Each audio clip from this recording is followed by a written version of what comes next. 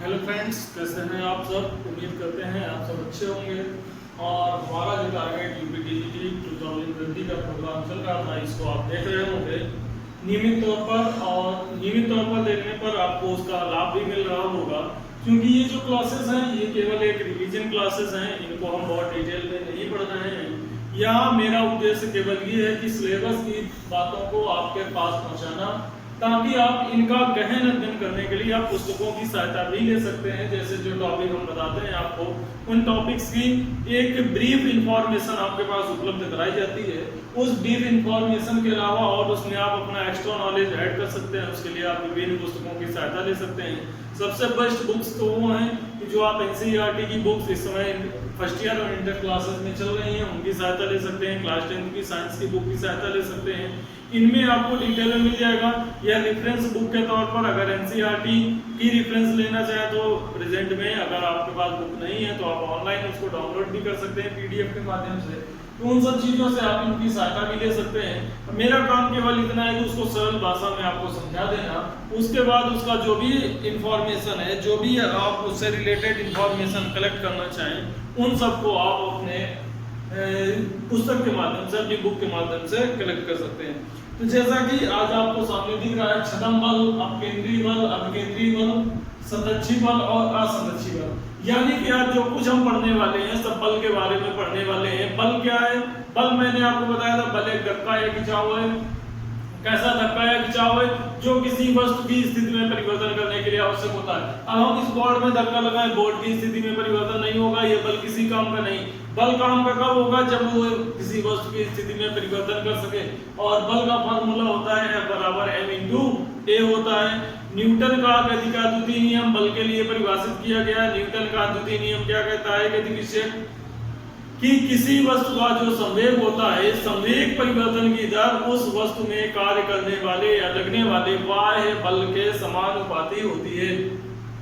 तो वो बल का नियम कहलाता है। इन सब चीजों की चर्चा हम लोग पिछले वीडियो में कर चुके हैं, आपने क्लासेस देखी होंगी हमारी। तो आज जो हम चर्चा करने जा रहे हैं, छदम बल, अपकेंद्रीय बल, अपकेंद्रीय बल। ये जो छदम बल और अपकेंद्रीय बल है, ये दोनों एक ही बात होती है। इनमें कोई बहुत बड़ा डिफरेंस नहीं है, केवल नाम का अंतर है। छदम का मतलब आप क्या समझते हैं? छदम को इंग्लिश में लिखते हैं पी स्यूडो। इसको स्यूडो फोर्स भी बोलते हैं या पी स्यूडो भी बोलते हैं। छदम का मतलब होता है आभासी। छदम का मतलब क्या होता है? आभासी। वास्तव में ये कोई बल नहीं होता है। छदम बल वास्तव में कोई बल होता ही नहीं है। अब आप सोचेंगे अगर बल नहीं होता तो फिर हम पढ़ क्यों रहे हैं, ये बल लिखा क्यों जाता है? ये केवल हम फील करते हैं, महसूस करते हैं। कब महसूस करते हैं? जैसे कि मान लीजिए आपके पास एक लंबी सी डोर है। उस डोर के एक सिरे में आप पत्थर को, एक टुकड़े को बांध दें और उसको जब आप गोल गोल घुमाते हैं, तो जब गोल गोल पत्थर के टुकड़े को घुमाते हैं तो आपकी जो उंगली है वो एक बल को महसूस करती है। वो जो धागा है वो एक तरह का खिंचाव महसूस करता है। वो जो खिंचाव है वही क्या कहलाता है? छदम बल कहलाता है। उसी को क्या बोलते हैं? छदम बल कहते हैं। तो जो पत्थर है, पत्थर को हम अंदर की ओर खींच रहे हैं, जब उसको घुमा रहे हैं अंदर की ओर खींच रहे हैं, लेकिन एक बाहर की ओर बल महसूस हो रहा है। किसको महसूस हो रहा है? हमारी फिंगर को, जहां पर हम धागे को दबाए हुए हैं वहां पर एक बल महसूस हो रहा है। उस बल को क्या कहते हैं? छदम बल कहते हैं, या इसी को अपकेंद्र बल कहते हैं। यही जो बाहर की ओर लगने वाला आभासी बल है, इसको क्या कहते हैं? अपकेंद्र बल कहते हैं। आ गई होगी बात समझ में? कोई फार्मूला नहीं है, कुछ भी नहीं। क्यों? आभासी बल है, कैलकुलेट कैसे करेंगे? कुछ नहीं करना है। केवल क्या ध्यान रखना है कि जब आप किसी धागे में, किसी रस्सी में कोई एक पत्थर का टुकड़ा या कोई वस्तु बांधकर उसको तेजी से घुमाते हैं, तो तेजी से घुमाने पर एक बल हमको बाहर की ओर महसूस होता है। वो जो बाहर की ओर लगने वाला बल है उसी को हम छदम बल या अपकेंद्र बल कहते हैं। कोई समस्या? तो कुछ ऐसी परिस्थितियां हैं जहां पर वस्तु पर कोई बल नहीं लगता है, लेकिन वास्तव में हमें वैसा महसूस होता है कि उस पर कोई बल कार्य कर रहा है। तो उस बल को हम क्या कहते हैं? छदम बल कहते हैं। उसको हम क्या कहते हैं? छदम बल कहते हैं। छदम बल कहते हैं। इतनी बात मेरे ख्याल से आपको समझ में आ गई होगी। अब नेक्स्ट बात करते हैं अभिकेंद्र बल की। तो छदम बल एक आभासी बल था, इसके बाद बात होती है आभासी बल के बाद अभिकेंद्र बल।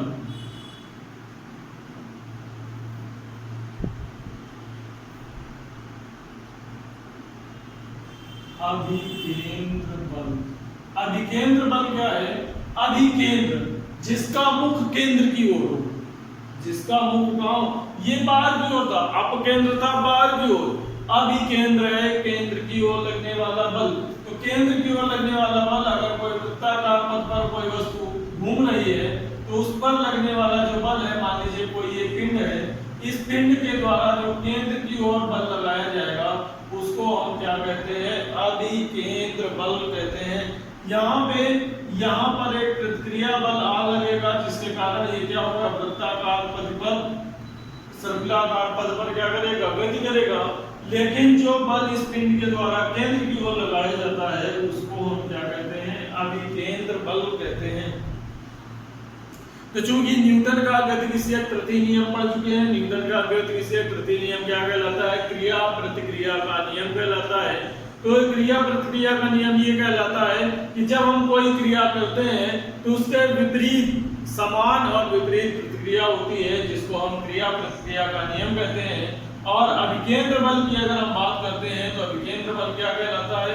किसी वस्तु पर उसके केंद्र की ओर लगने वाला जो बल होता है वो क्या कहलाता है? अभिकेंद्र बल कहलाता है।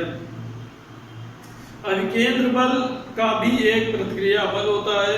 क्रिया बल और प्रतिक्रिया बल एक ही वस्तु पर न लगकर सदैव अलग अलग वस्तु पर लगते हैं। जो क्रिया बल होगा वो इस वस्तु पर लगेगा और जो प्रतिक्रिया बल होगा वो यहाँ केंद्र पर लगेगा। केंद्र पर जो भी वस्तु कार्य कर रही होगी, आप अगर हाथ में धागे को पकड़े तो जो हाथ में बल लगेगा वो क्या कहलाएगा? प्रतिक्रिया बल कहलाएगा। हाथ के द्वारा प्रतिक्रिया और वस्तु के द्वारा क्रिया का बल कहलाएगा। तो उसको हम क्या कहते हैं? अभिकेंद्र बल कहते हैं।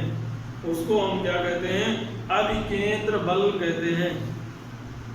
तो इसकी जो परिभाषा है उसको पढ़ लें। इसको अंग्रेजी में सेंट्रीपिटल फोर्स बोलते हैं। तो केंद्र की ओर जो लगने वाला बल होता है उसको क्या कहते हैं? अभिकेंद्र बल। तो कैसी गति हो रही है? वृत्तीय गति। तो इसकी परिभाषा लिखिए। वृत्तीय गति करते हुए पिंड पर, वृत्तीय गति करते हुए पिंड पर एक बल कार्य करता है।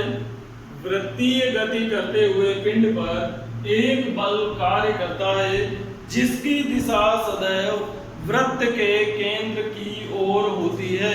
जिसकी दिशा सदैव वृत्त के केंद्र की ओर होती है। इस बल को अभिकेंद्र बल कहते हैं।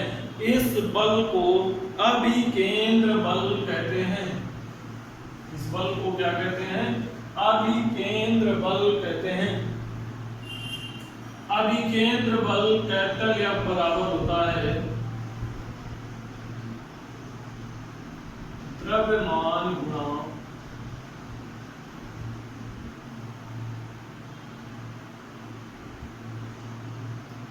अभिकेंद्र त्वरण।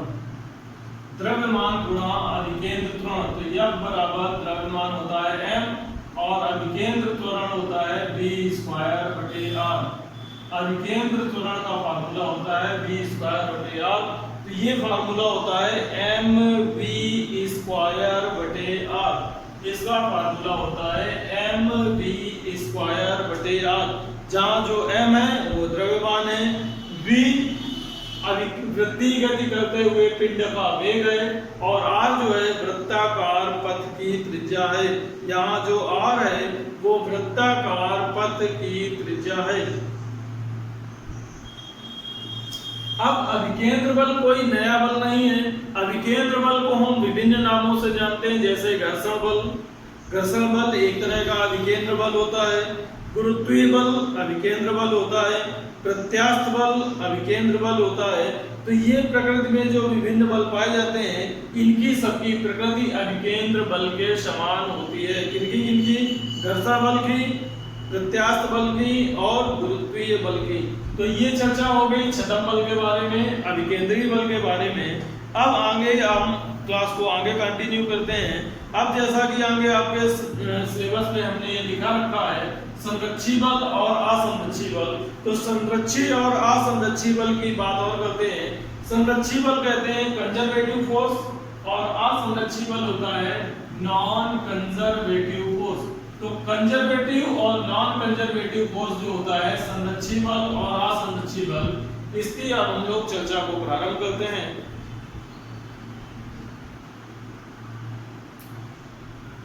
तो बल जो होते हैं वो दो तरह के होते हैं। कुछ बल ऐसे होते हैं जो बल लगाने के बाद अपने पथ पर, अपने रास्ते पर निर्भर करते हैं।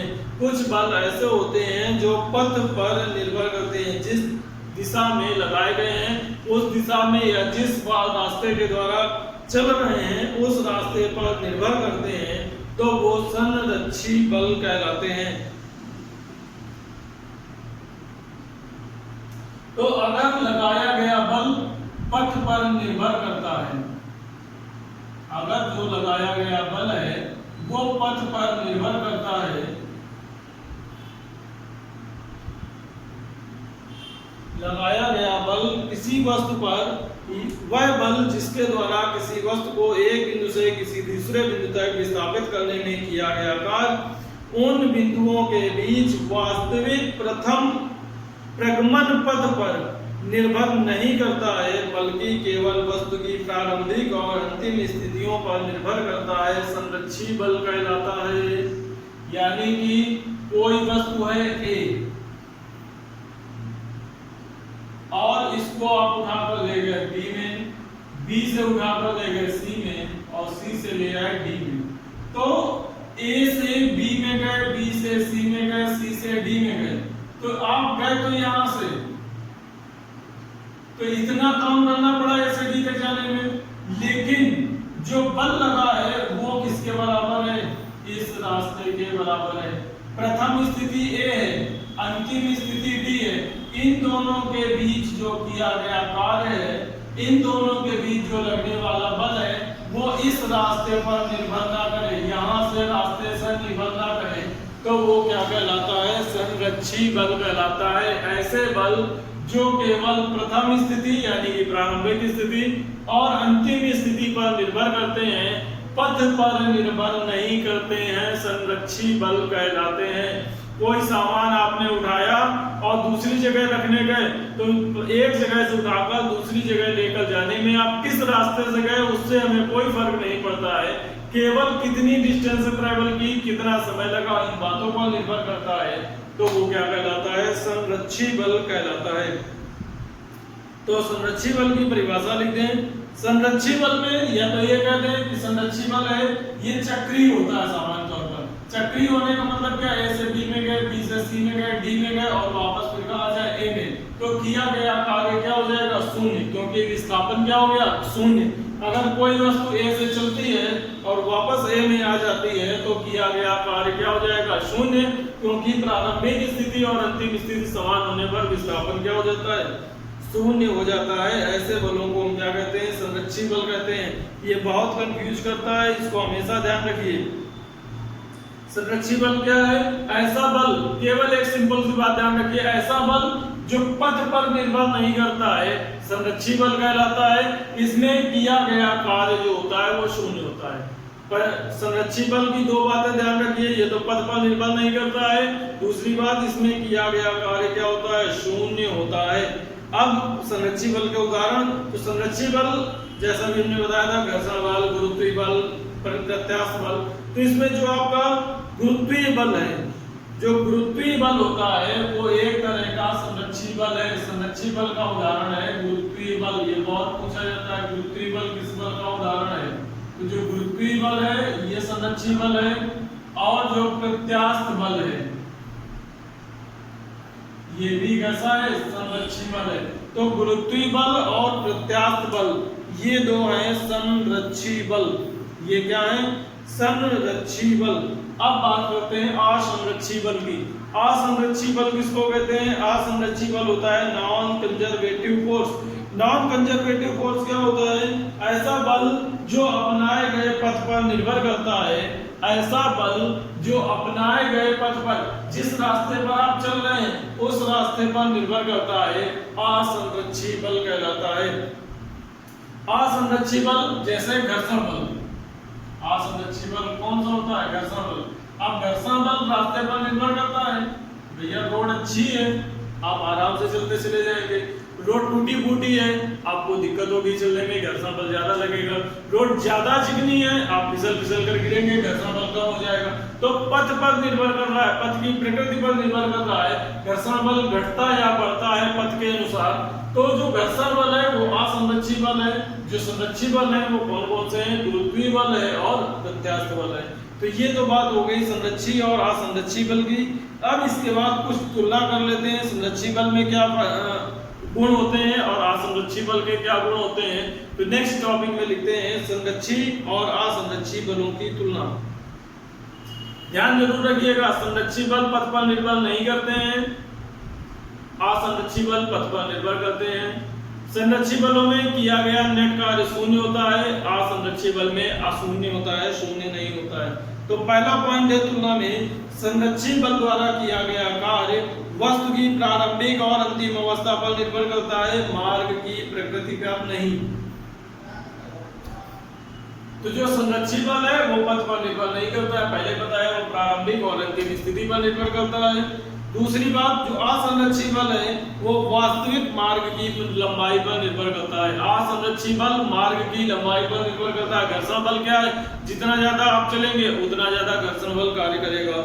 दूसरा नंबर, संरक्षी बल द्वारा बंद परिपथ में एक पूरे चक्र में किया गया कार्य शून्य होता है, पहले भी बताया मैंने।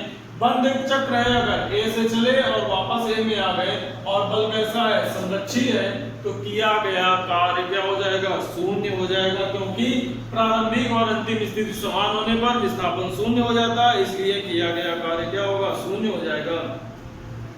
लेकिन असंरक्षी बल के लिए यह सत्य नहीं होता है, असंरक्षी बल में किया गया कार्य शून्य नहीं हो सकता है। नेक्स्ट, कार्य ऊर्जा प्रमेय के अनुसार गतिज ऊर्जा में परिवर्तन, परंतु एक बंद पथ में पूर्ण चक्कर लगाने में संरक्षी बल शून्य कार्य करता है। यानी कि गतिज ऊर्जा कार्य ऊर्जा प्रमेय के अनुसार क्योंकि कार्य शून्य है तो उसकी गतिज ऊर्जा भी क्या हो जाएगी? शून्य हो जाएगी। ये अंतर है, यह तुलना है संरक्षी और असंरक्षी बलों में। तो ये आज की चर्चा हो गई हमारी आपकी।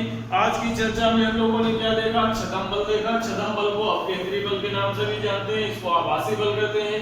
जब किसी धागे में किसी कण को अगर आप बांध के तेजी से घुमाते हैं तो जो बल बाहर की ओर काम करता है उसको छदम बल या केंद्रीय बल कहते हैं।